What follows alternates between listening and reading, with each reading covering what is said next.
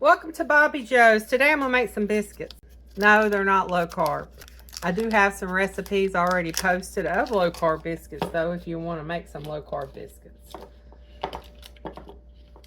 Taking a little bit of butter. This is a 10-inch large cast iron skillet. Got the oven preheating on 425, and while the oven's preheating I'm going to stick this in there. This recipe calls for buttermilk. I do not have buttermilk, so I took 3/4 a cup of half and half, and I added a tablespoon of lemon juice to it, and I'm letting it sit for a couple minutes, and that'll turn into kind of like a buttermilk mixture. It's a good substitute for buttermilk. It's not as good as the real thing, but it's pretty close. In a mixing bowl, 2 cups of all-purpose flour. There's 2 cups of all-purpose flour. 1/4 teaspoon of baking soda. 1 tablespoon of baking powder. This is a half, so we're going to do 2 to get 1. 1 teaspoon of salt. Okay, we're going to mix all this together. Get that baking soda and powder and salt and everything mixed into that flour good. 1/2 cup of butter.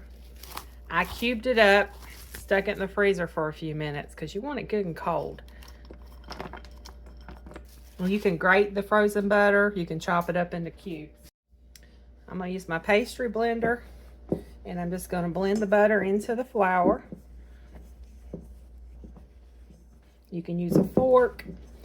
I find the pastry blender works best. You can use your fingers. You can use your hands. Now I have my buttermilk substitute. I've got it in the freezer. I want it good and cold. But I'm not keeping it in the freezer for a long period of time. I've only had it in there for a couple of minutes. I just want it real cold. I've had it sitting out because I mixed that lemon juice into it and I was letting it thicken up a little bit. So it's not as cold as I want it. So I just stuck it in the freezer while I do this. So you can get your hands down in there and just make sure everything's mixed up good. Just make sure you wash your hands because people have a fit when they don't see me washing my hands on video. They act like I'm walking around my kitchen with the dirtiest hands ever.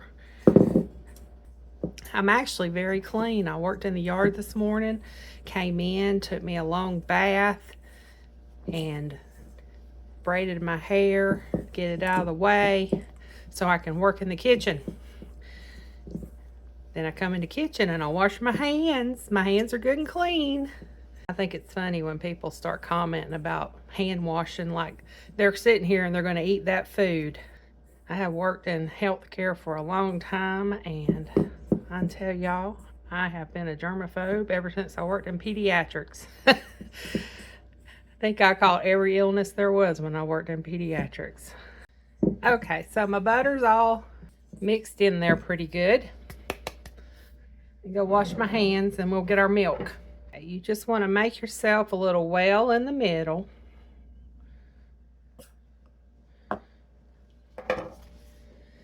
And this is just a little bit over 3/4 a cup. I'm just going to use 3/4 and I'm going to leave about a tablespoon in there.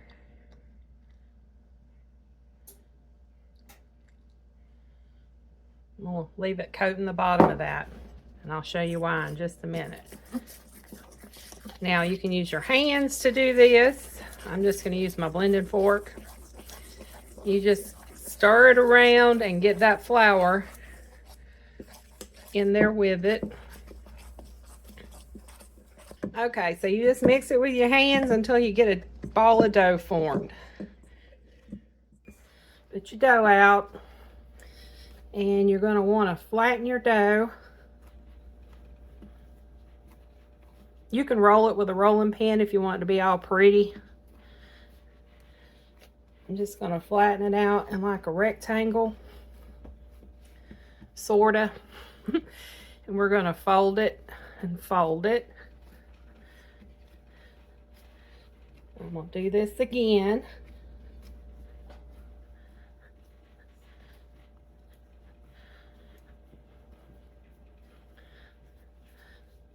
Now I want big biscuits, so I'm going to keep it that thick. Folding it over like that gives it those layers that you like in your biscuits. I don't know if you like them, but we like them. Alright, I'm going to get my biscuit cutter and just slide it down in there and back out.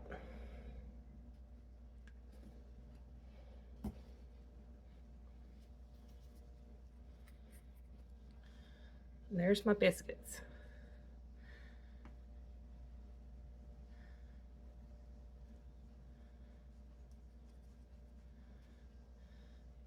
See, you can see little layers in there.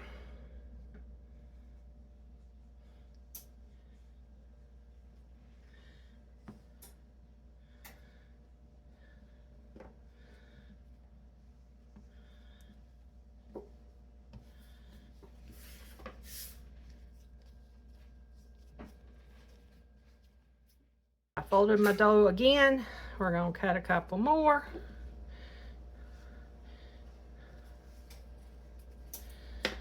And this last little bit.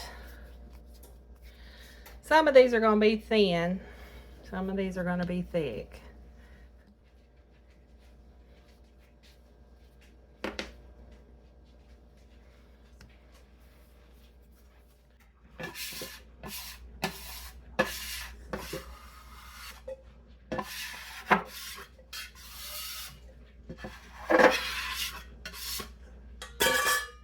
My butter is browned.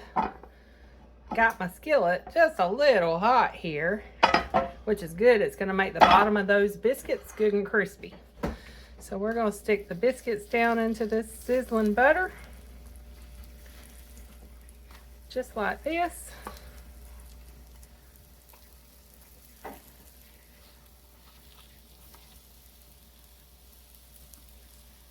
I'm cooking a bunch. Steve can have them for breakfast. And you can freeze biscuits. If you don't get them eaten in 3 days, you can always freeze them. But I know Steve, he's going to have these eaten in 3 days. Alright, we're going to stick this in the oven. They're going to bake for about 15-20 minutes. They'll rise up even more and they'll be like a golden brown. Oh, I know what I was going to do. Hang on. Okay, so the little bit of milk I had in the bottom of the measuring cup, we're going to put over the top of the biscuits. That tablespoon I said I'm holding back, that's what I was holding it back for.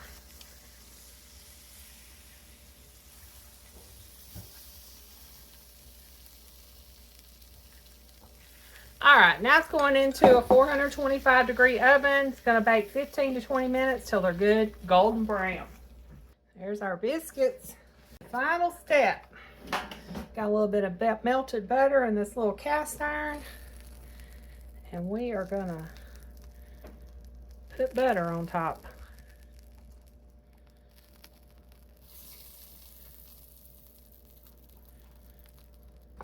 Now, let's see what the bottoms look like. You always want a crispy bottom. At least I do, but I can't have these, so. Yeah, they're crispy. They might be a little done down there. Nah, they're just golden brown. See what the inside looks like. This looks like a good one. Ooh, I'm gonna stick some butter in there. Yeah, we're double buttering it. Those are hot. But you can see the layers. It's got that brown butter on the bottom. We'll put a little butter in the center. Put that back on. We'll see what he thinks.